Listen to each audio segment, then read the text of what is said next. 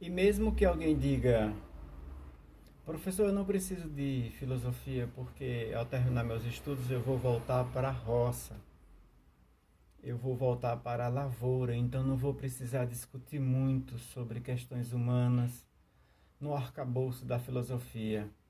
É interessante essa posição. O que faremos com essa vida? O que faremos com essa existência? Primeiro, porque ele tem que entender que, mesmo na roça, ele vai sofrer, isso no bom sentido da palavra ou não, ou será sofrimento mesmo, angústia. Há algumas coisas que ele vai provar, vai fazer parte da vida dele. Exemplo, este jovem, ele vai apaixonar-se, ele vai se sentir um determinado dia enamorado. E ele não compreende porque isso acontece, como isso acontece nele. Ele vai sentir que alguém possa dizer que está apaixonado. E, e há toda uma complexidade hormonal, psicológica, afetando esse momento dele. E ele na roça.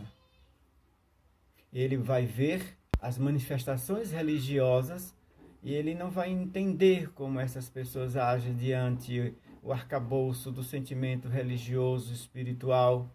E dentro, quando falamos em questões de religiosidade, podemos abranger um leque muito grande de situações, até mesmo de possessões demoníacas, a qual a própria igreja resolveu exorcizar, e a Igreja Católica foi a primeira que criou um modelo de exorcismo. Chegava a entender que certas situações era a influência perniciosa de um espírito a qual ela demonizou, e aí deu-se o nome de demônio. Ele não vai compreender.